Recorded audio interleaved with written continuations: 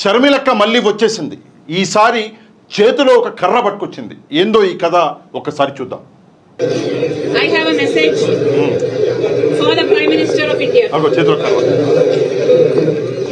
I have a message for the Prime security అని Minister చెప్పేసి of రాసి India. కర్ర మీద. My message is that Mr. Modi, you said you are the Chowkidar. You said your government is the Chowkidar.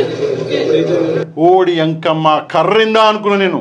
ఏంది విషయం అంటే నరేంద్ర మోదీ గారు ఒకసారి తనను తాను చౌకీదార్ అన్నాడు. అంటే దేశానికి నేను ఒక సెక్యూరిటీ గార్డ్ లాంటి వాడిని అంటే సింబాలిక్గా ఉంటుందని చెప్పేసి షర్మిలక్క సెక్యూరిటీ గార్డు చేతిలో పట్టుకొస్తారు కదా కర్ర, ఆ కర్ర పట్టుకొచ్చింది. ఆ కర్ర మీద సెక్యూరిటీ అని కూడా రాసింది. అబ్బా, ఇట్లాంటి టాలెంటు దేశంలో ఉన్న ఏ రాజకీయ నాయకుడి దగ్గర కూడా లేదు. మీడియా ముందుకు వచ్చిన ప్రతిసారి ఏదో ఒకటి చేతిలో పట్టుకొస్తుంది అక్క. ఇక్కడ చూడండి, ఒకసారి అయితే ఏసీబీ పంజరంలో ఉంది అని చెప్పేసి సింబాలిక్గా చెప్పడానికి ఒక పంజరం కొనుక్కొచ్చి లోపల ఏసీబీ అని చెప్పేసి రాసి పెట్టేసింది అక్క. ఈ టాలెంట్ ఇంకెవరి దగ్గర ఉందా?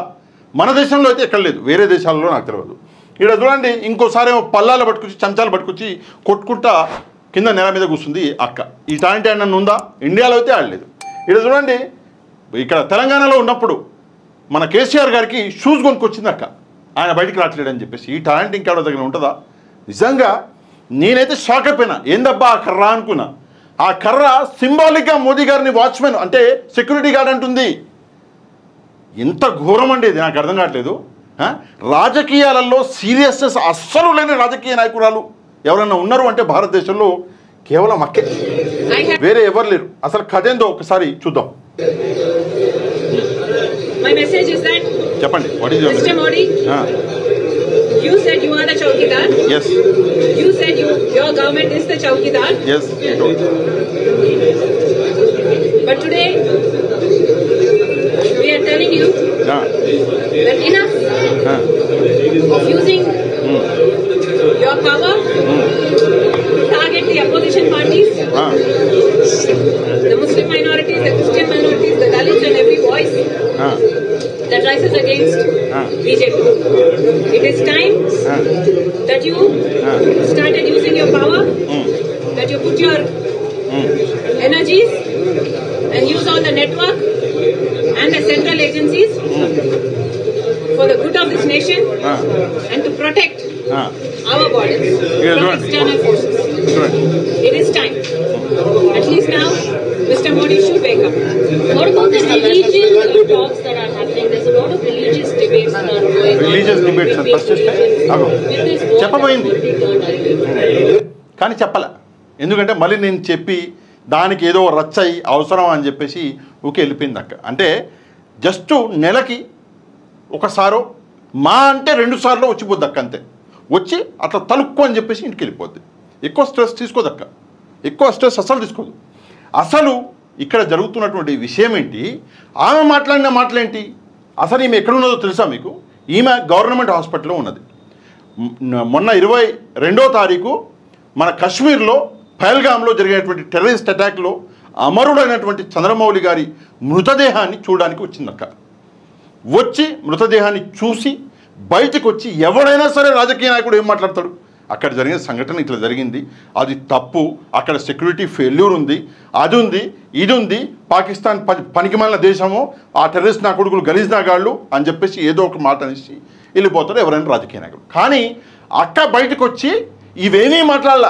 ఏం మాట్లాడింది? ఒక కర్ర పట్టుకొచ్చి సెక్యూరిటీ అని చెప్పేసి చూపిస్తుంది. సెక్యూరిటీ ఈయన ఏం చేస్తున్నాడు మోదీ గారు అంటే అపోజిషన్ పార్టీలని, మైనార్టీలని, దళితులని తొక్కేస్తున్నాడు, పవర్ని వాడి తొక్కేస్తున్నాడు అని చెప్పేసి బాధ వ్యక్తం చేసి వెళ్ళిపోయింది. కానీ టెర్రరిస్ట్ అటాక్ గురించి మాత్రం మర్చిపోయింది అక్క.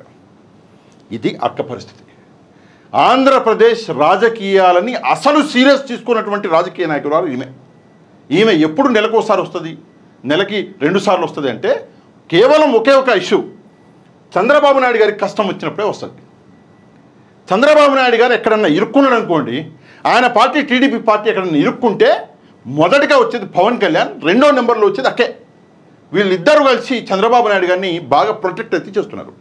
రాష్ట్రంలో ఎన్ని సమస్యలు లేవండి నాకు అర్థం కాదు. విద్యార్థులకి విద్యా దీవెన, వసతి దీవెన సమస్య, ఉద్యోగులకి నిరుద్యోగులకి ఉద్యోగాల సమస్య, మహిళలకి అది డబ్బులు ఇస్తారు అన్నారు, అమ్మఒడి అన్నారు, విద్యార్థులకి ఇన్ని సమస్యలు ఉన్నప్పుడు ఏ సమస్య గురించి కూడా అక్క ఎప్పుడన్నా మాట్లాడగా చూసారా? సరే, ఇందాక మైనారిటీలు అని చెప్పేసి ముస్లింల గురించి అంతగా బాధపడింది అక్క.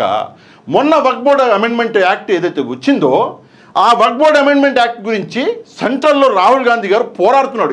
ఈమె పార్టీ హెడ్, కాంగ్రెస్ పార్టీ పోరాడుతుంటే అక్క ఇంతవరకు ఒక స్టేట్మెంట్ ఇవ్వలేదండి. దీనికంటే పెద్ద రాజకీయం ఏమైనా ఉంటుందా? ఇంత ఘోరంగా మారిపోయినాయి రాజకీయాలు. దన్ను అని రేపు పొద్దున చంద్రబాబు నాయుడు గారికి ఏమైనా కష్టం వచ్చిందని చెప్పండి, బాబాయ్ అని కూడా బాబాయ్ని తీసుకొస్తుంది, బాబాయ్ చావుని తీసుకొస్తుంది. నిజంగా దీనికంటే ఘోరం ఏమైనా ఉందా? రాజకీయాల్ని ఈ లెవెల్లో ఇంతగా దిగజార్చాలా? అవసరం ఉందా దిగజార్చుడు? ఈరోజు కేవలం ట్వీట్లకు పరిమితం అయిపోయింది షర్మిల గారు. ఏ ఇష్యూ వచ్చినా ఒక ట్వీట్ పడేయడం అయిపోయా. ఎక్కువ అంటే ఓ స్టేట్మెంట్ ఇవ్వడం అయిపోయా. ఇప్పుడు చూడలేదు స్టేట్మెంటు, సంబంధమే ఉండదు. అరే అమ్మ, అక్కడ ఏం జరిగింది? అక్కడ అంత పెద్ద టెర్రరిస్ట్ అటాక్ జరిగితే ఇంతమంది చనిపోయారు, ఇంతమంది హాస్పిటల్ పాలయ్యారు, ఇది జరగనానిది, జరగకూడనిది, మేము ఖండిస్తున్నాం. ఒక మాట చెప్పండి. అది ఆ మాట చెప్పడం మానేసి అది ఒక కర్ర తీసుకొచ్చి దాని మీద సెక్యూరిటీ అని ఇట్లా రాసింది. మళ్ళీ ఏం టాలెంట్ ఇది, ఎక్కడ టాలెంట్ ఇది అర్థం కావట్లేదు. దయచేసి నేను మీ అందరిని ఒకటే చిన్న ప్రశ్న అడుగుతా. షర్మిల గారు నిజంగా సీరియస్గా రాజకీయాలు చేస్తున్నారా లేదా? ఈ ప్రశ్నకి కామెంట్లో సమాధానం చెప్పండి.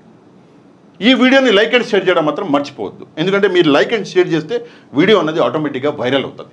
ఎవరైతే ఛానల్ని సబ్స్క్రైబ్ చేసుకోలేదు ఛానల్ని కూడా సబ్స్క్రైబ్ చేసుకోండి. నెక్స్ట్ వీడియోలో మళ్ళీ కలుద్దాం. అంతవరకు థ్యాంక్ యూ వెరీ మచ్. జై హింద్.